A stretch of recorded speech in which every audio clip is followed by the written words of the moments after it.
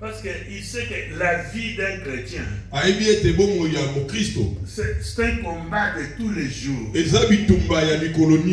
Donc pour que vous viviez bien, pour que vous remportiez la victoire dans ce combat, il faut mettre la parole que vous entendez en pratique. Jésus a dit quelque part, vous m'appelez Seigneur et Maître. Vous dites bien parce que je le suis. Mais pourquoi vous ne faites pas ça? Ce qu'on lui dit, c'est pour le faire. Alléluia. Amen. Des fois, nous tombons dans des pièges de l'ennemi parce que nous laissons la parole de Dieu à côté. Les médecins, ceux qui opèrent les gens, ils se basent sur les cours qu'ils ont eus dans la vie. S'il y a quelque chose qui ne parviennent pas à faire, ils vont chercher des livres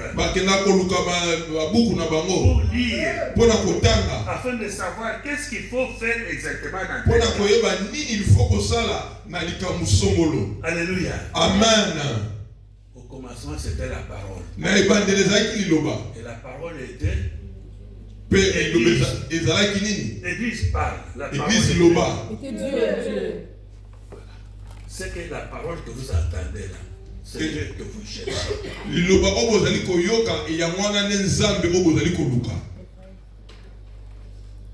Ok, voyons maintenant notre message du jour. Amen.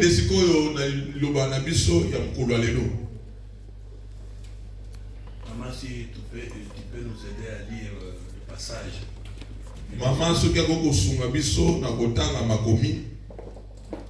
Alors que l'église est debout, nous voulons écouter la lecture de la parole. Nous avons tous nos Bibles pour honorer la parole. Nous sommes debout.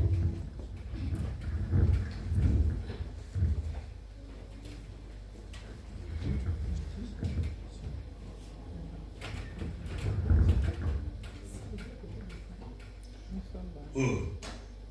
Le passage se trouve dans l'évangile écrit par Matthieu. Matthieu chapitre 20.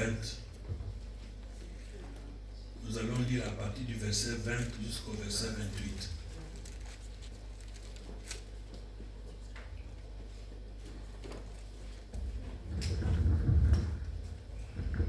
Matthieu 20, verset 20. Versets 20 à 28.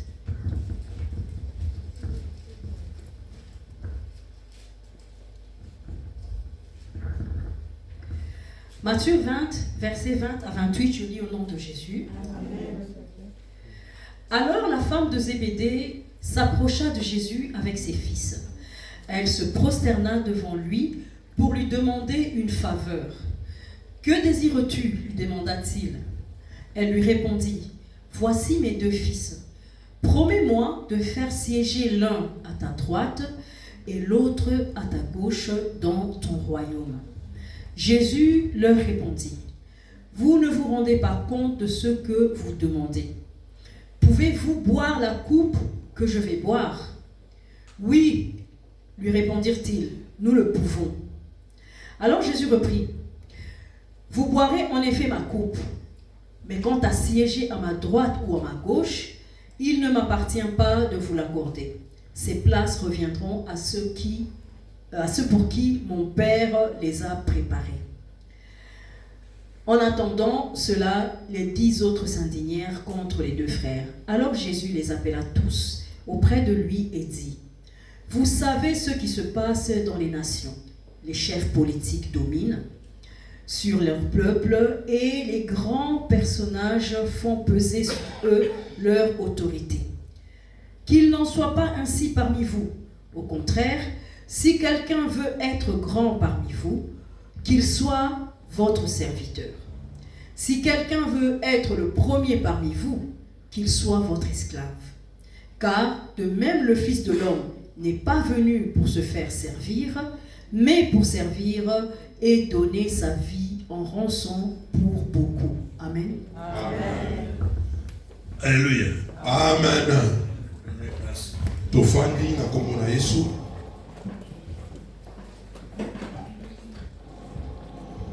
Vous savez, il y a d'autres péchés qui peuvent être tolérés parmi les païens.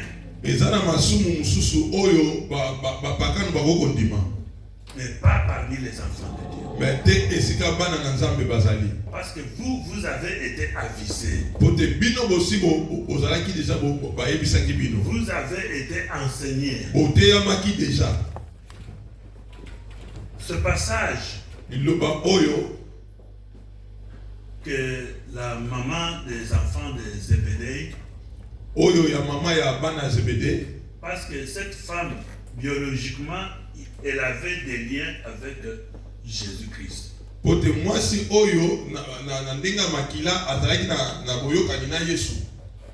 Parce que la maman de Jacques était cousine à la maman de Jésus.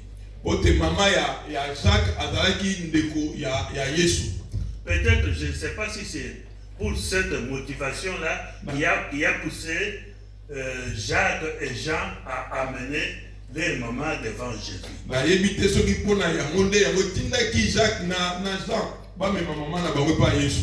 Parce qu'il savait que Jean, parce que notre mère, c'est sa tante maternelle, donc si elle demande n'importe quoi, Jésus va le faire.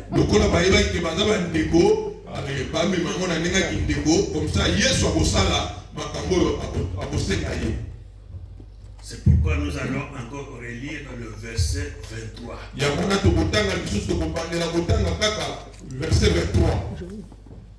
Et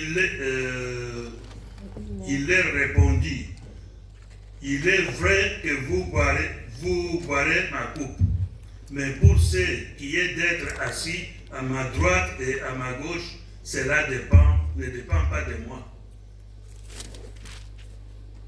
Ne sera donné qu'à ceux à qui mon Père l'a réservé. Alléluia. Amen.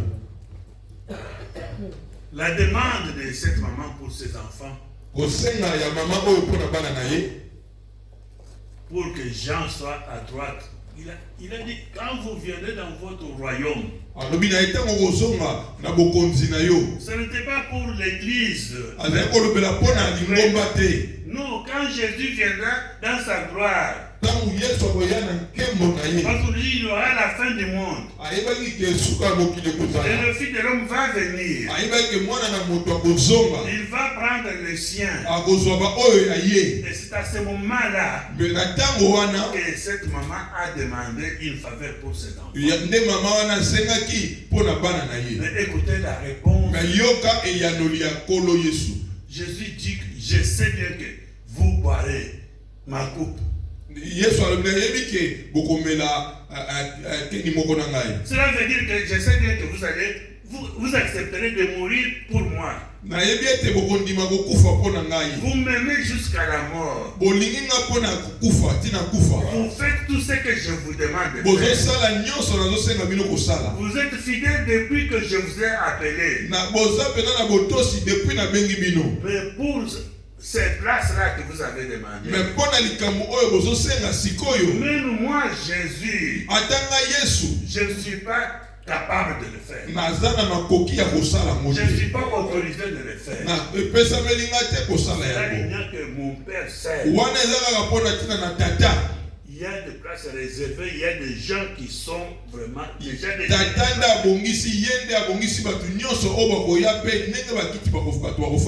Alléluia. Amen.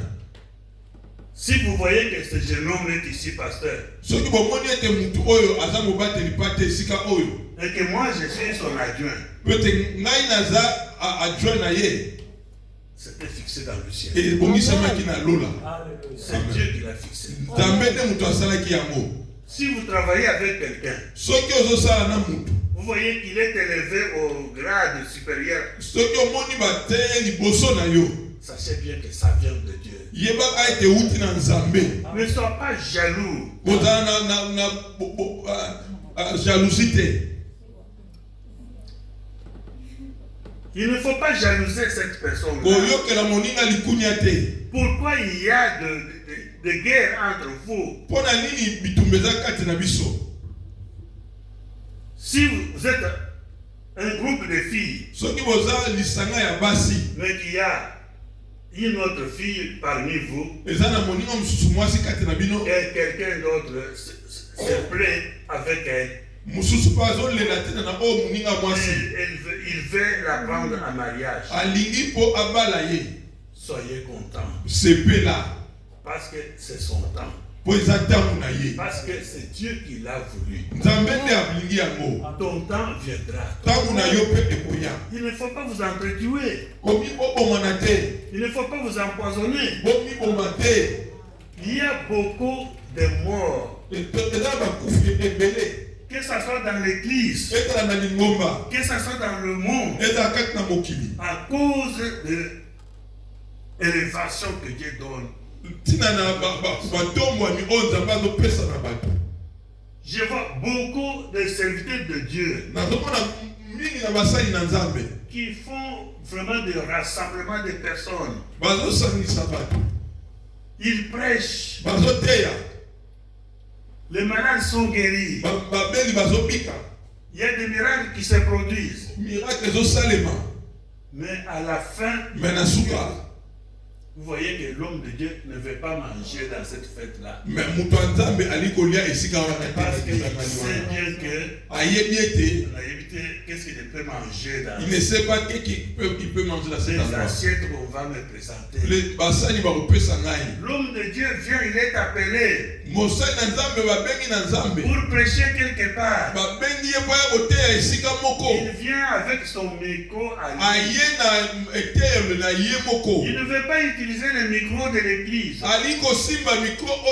Seulement son micro. Parce qu'il a peur d'être empoisonné. Et il y a beaucoup qui sont morts comme ça. Pourquoi cela arrive? Si c'était parmi les païens,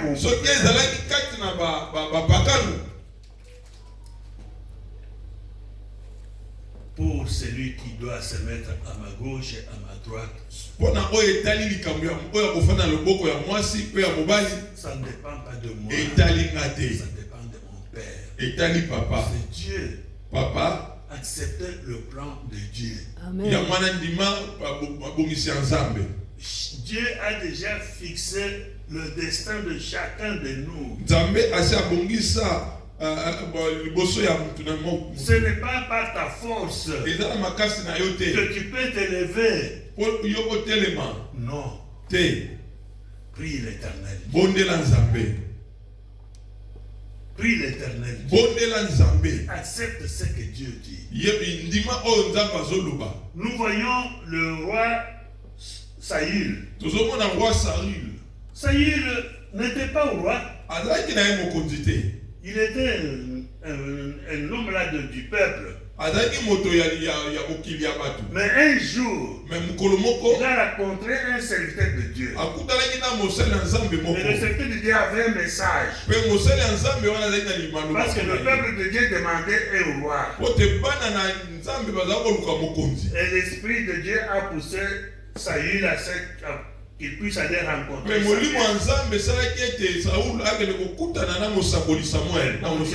On lui a donné le royaume de tout le peuple d'Israël. Il était seul.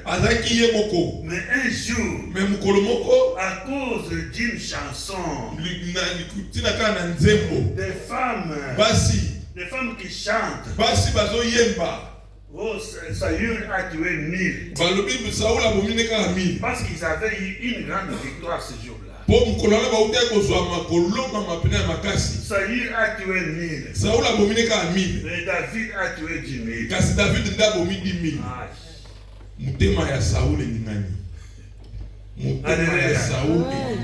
Que ton cœur ne bouge pas.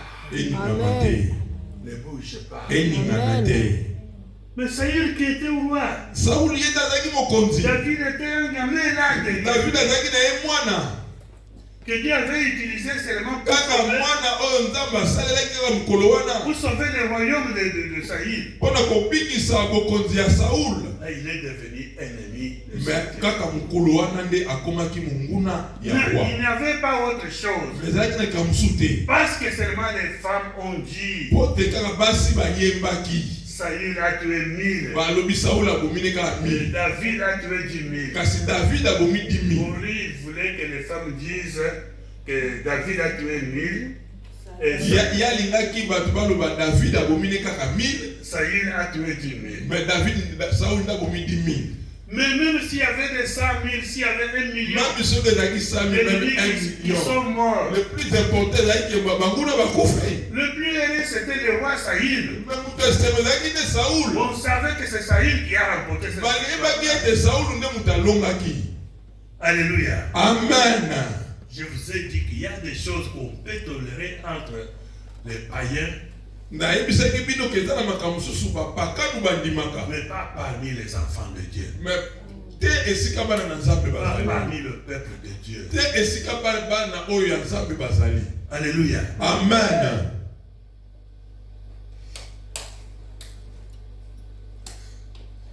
Qui sera ennemi de l'autre dans cette vie?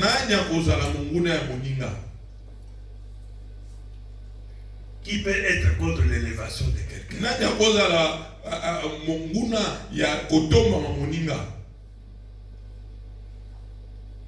Comme je vous ai dit que moi j'ai beaucoup de témoignages, mais je vais témoigner un peu.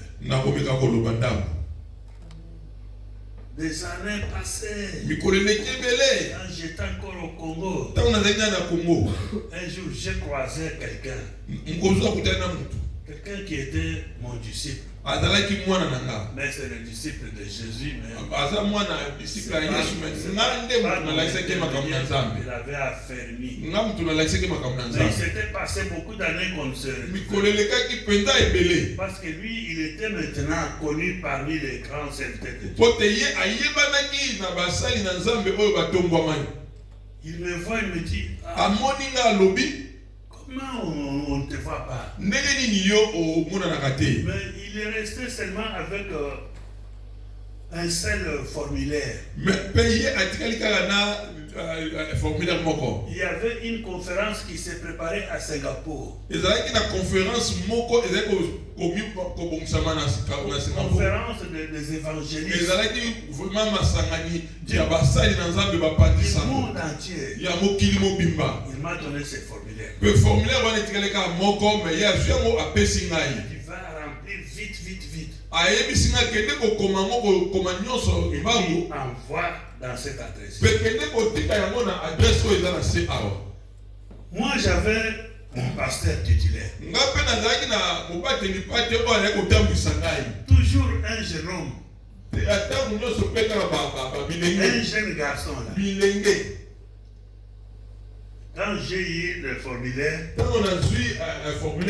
je suis allé tirer des photocopies.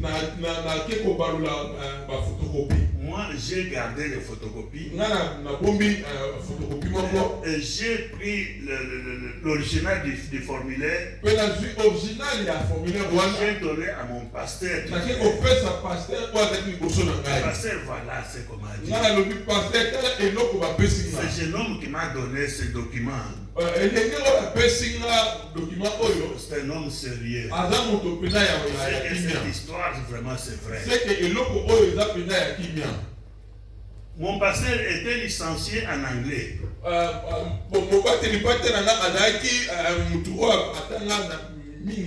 Il avait terminé à Kisangani. Mais moi, je ne connaissais pas l'anglais. Moi, je n'avais que le dictionnaire à côté. Quand j'ai lu la question en anglais, je vais chercher mot par mot dans le dictionnaire.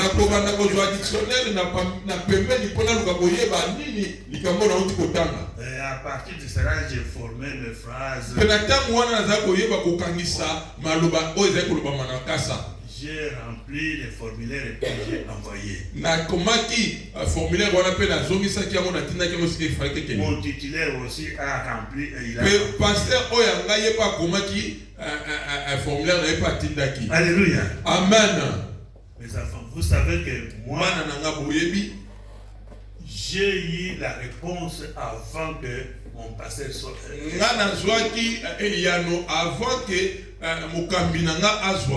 C'est lui qui avait écrit dans un anglais parfait. Mais moi qui tâtonnais, on a accepté ma demande. Alléluia. Amen. Ne sois pas vraiment mécontent de l'élévation. Parce que Dieu a un plan pour toi. J'ai réussi tout ce qu'il fallait, des billets,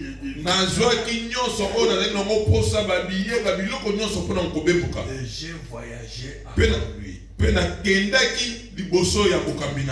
Alléluia. Amen.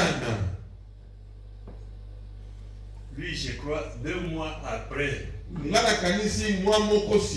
2 après, et mon pasteur a eu aussi sa réponse. Il est allé aussi dans une autre conférence. Alléluia. Amen. L'élévation de Dieu. Aujourd'hui, je suis en Europe. C'est le plan de Dieu. Aujourd'hui, je change de voiture.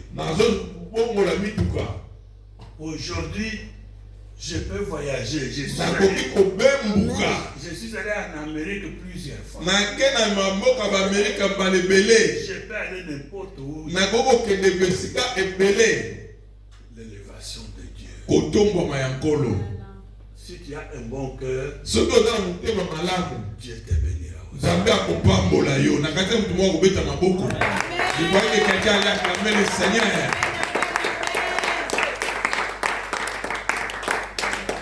Dieu voit tout. Ne soyez pas mécontents. Parce que Jésus a dit que pour les 2 classes-là, il n'y a que Dieu qui fait.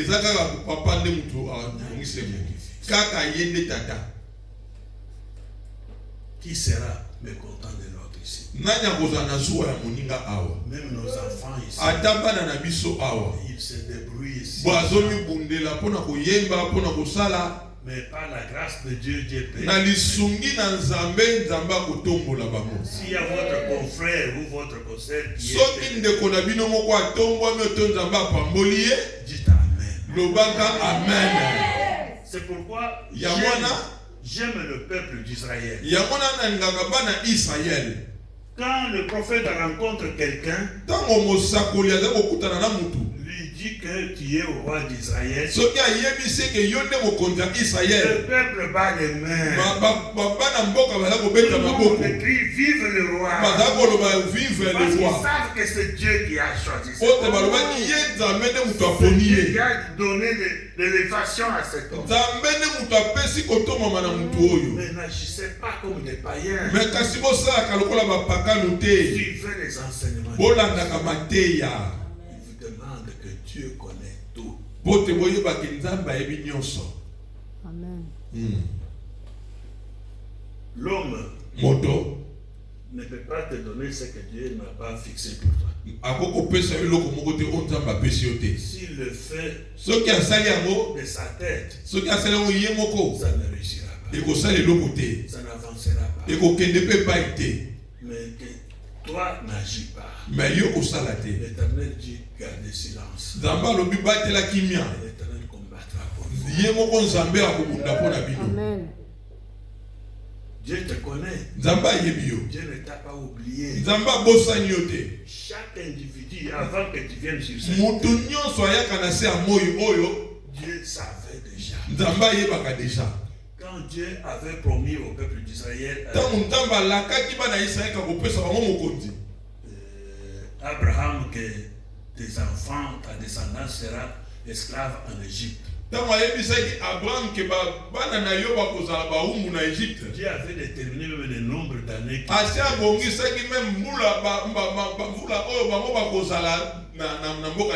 Il y avait déjà un plan de Dieu. Vous savez que Moïse parce que c'est Moïse qui devait sortir ce peuple.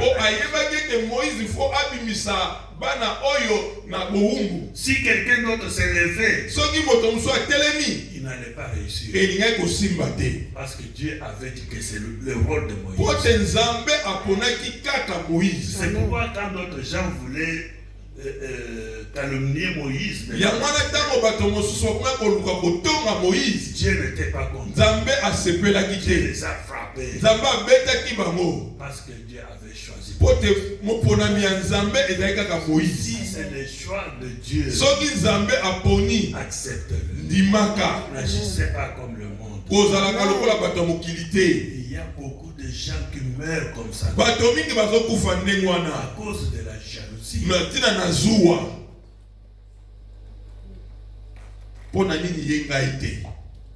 En tout cas, même des poissons salés ici, dans nos villages, il y a des gens qui sont morts parce qu'ils mangent des poissons salés. Alléluia. Amen. Je peux donner aussi un exemple.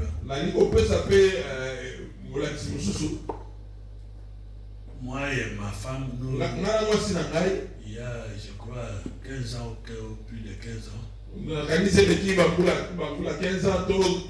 nous avons perdu mon beau-frère.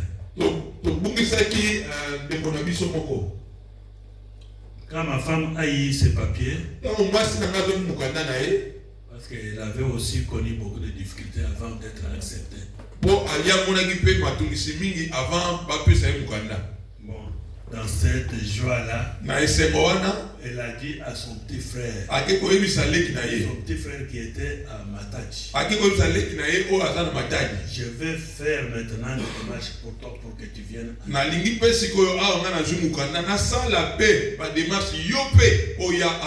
Vous voyez, c'est une nouvelle intéressante.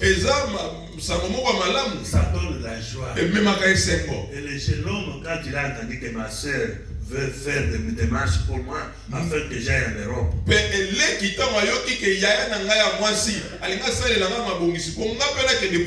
il est allé raconter à ses amis dans toute la joie là. Vous savez que 2 jours après, le jeune homme a été empoisonné. Il est mort. Akufa.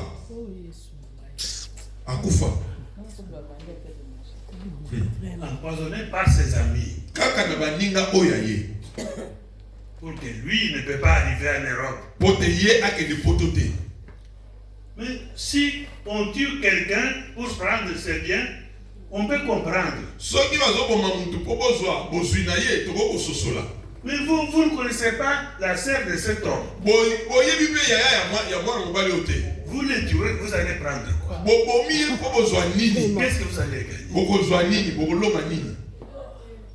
Mauvais cœur, la jalousie.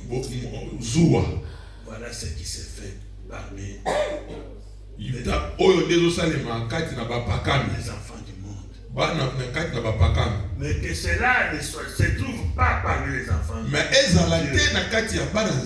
C'est pourquoi Jésus, si cet homme-là venait, c'était le choix de Dieu. Et toi aussi ton tour viendra. Va aussi demander à Dieu. Parce que Dieu peut changer des choses. Rien n'est impossible à Dieu. Ne regarde pas ce qui peut arriver à l'autre. Alléluia. Amen.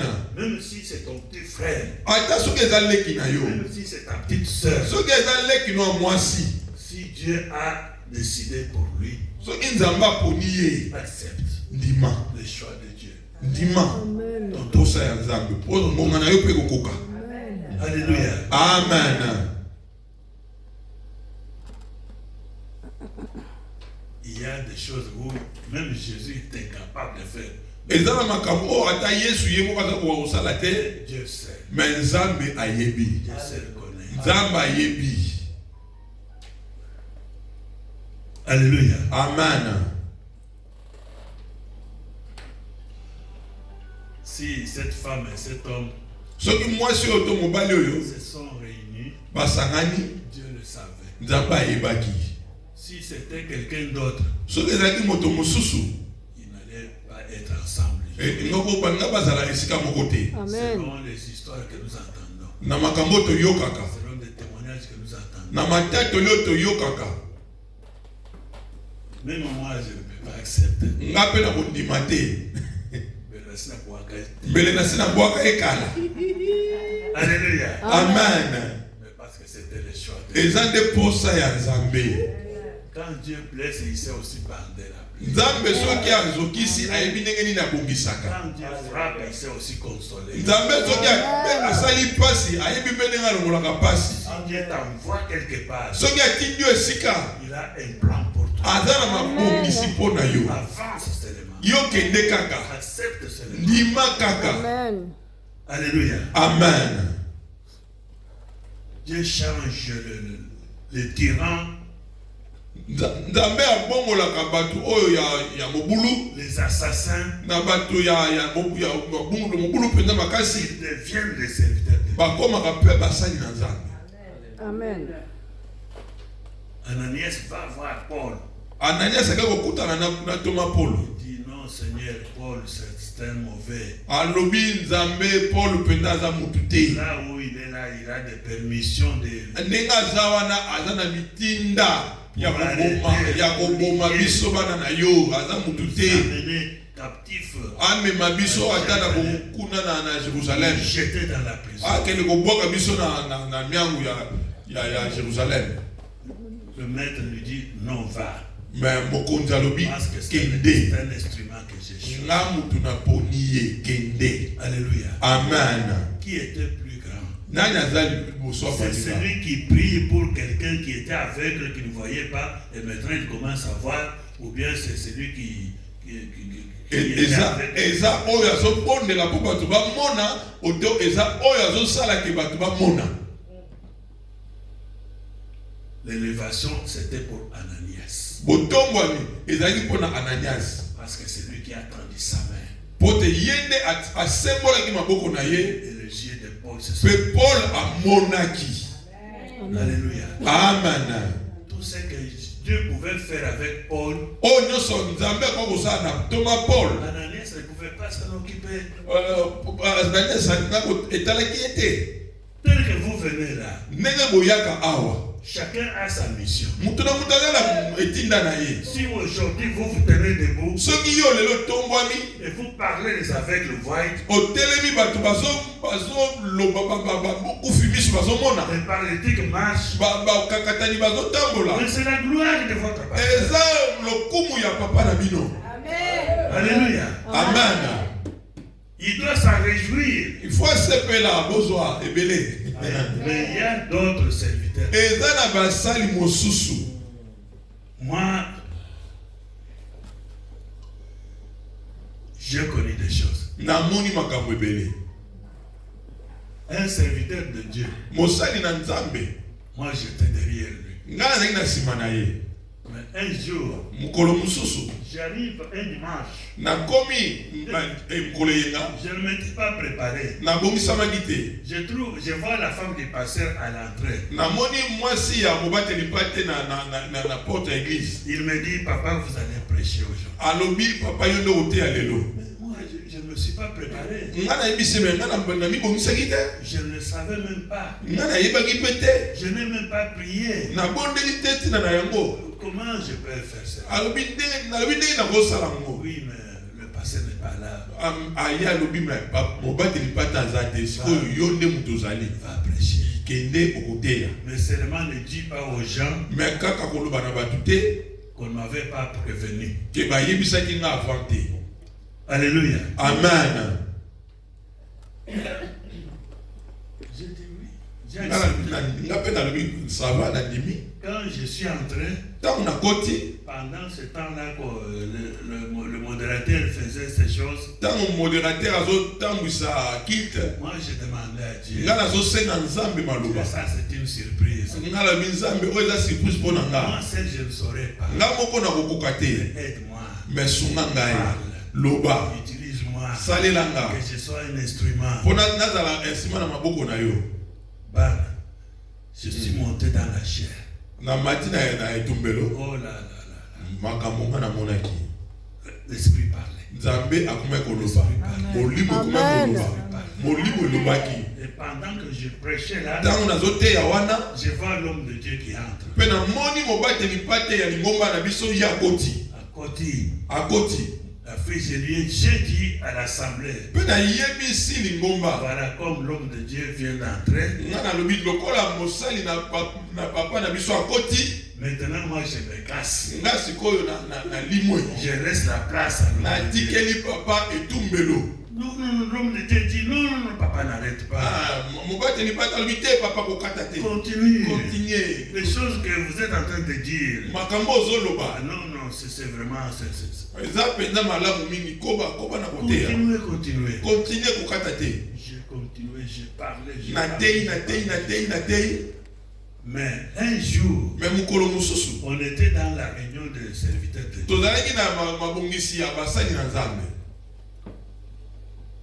L'ange de notre assemblée, il dit que si vous avez dans votre assemblée,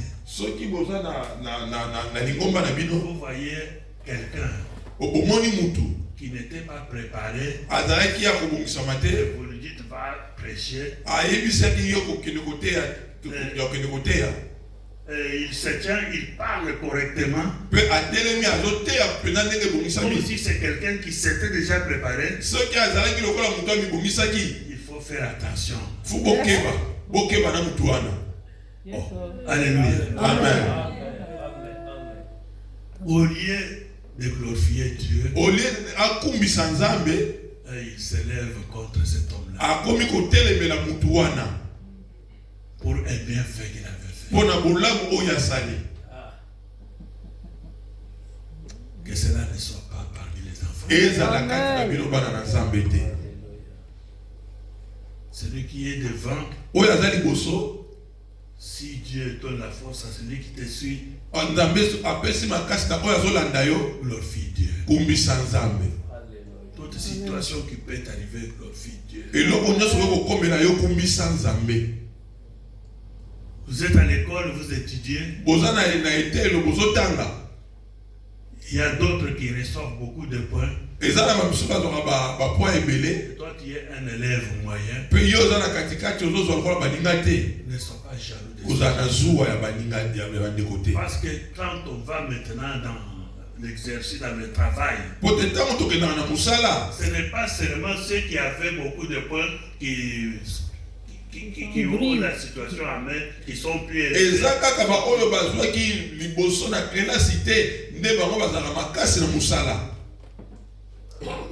Alléluia. Amen. Dieu a un plan pour toi. Il ne faut pas te fâcher pour quelqu'un d'autre. Si Dieu bénit, accepte. Si Dieu élève, accepte. Alléluia. Amen. Les frères de David, il y a d'autres qui étaient jaloux de lui. Au lieu de se contenter que Dieu a élevé un, Dieu connaît notre famille. Dieu connaît notre père. Et avec notre frère là, nous allons de l'avant. Alléluia. Amen. Sois content de la situation. Ce qui arrive à ton frère,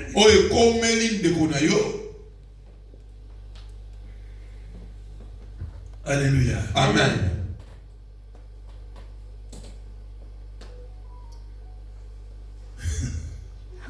Bon, ça va.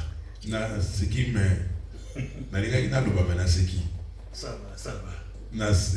Bon, ce que nous avons dit, je crois que c'est entré. Amen. On ne parle pas au désert. On parle aux hommes. Les femmes et les hommes. Donc, les enseignements que vous recevez, parole de Dieu que vous entendez, ça vous accompagne.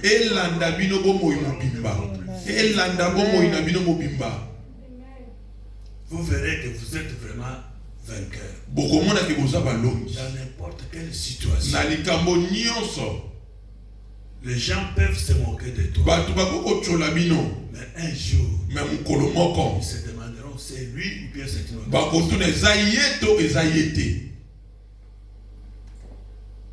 L'homme né aveugle.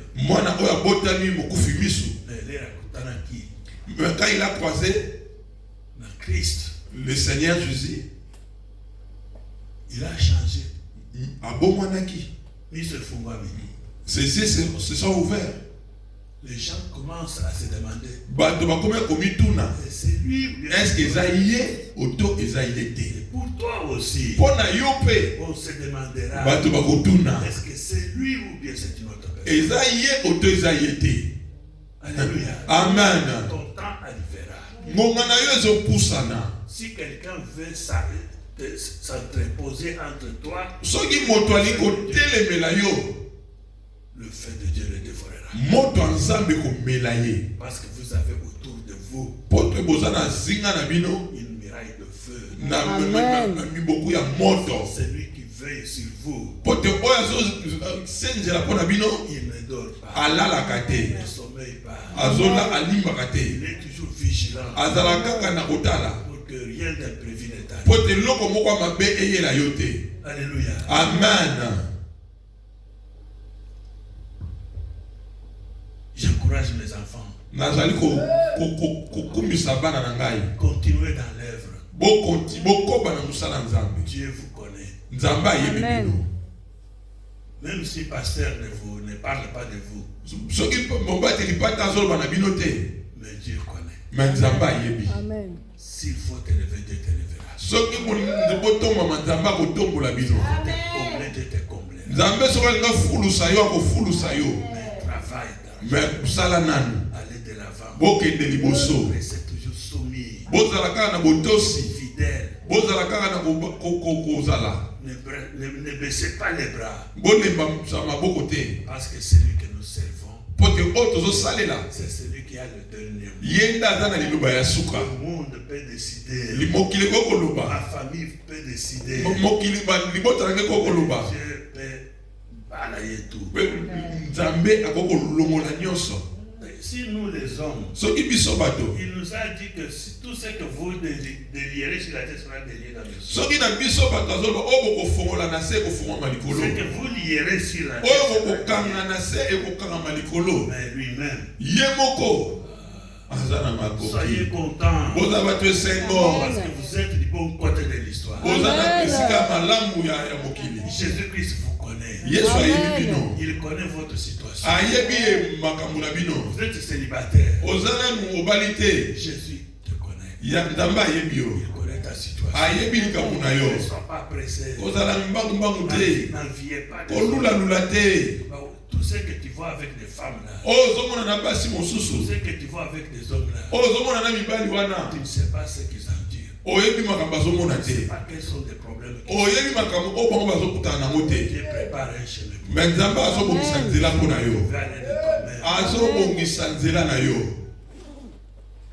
Alléluia. Amen.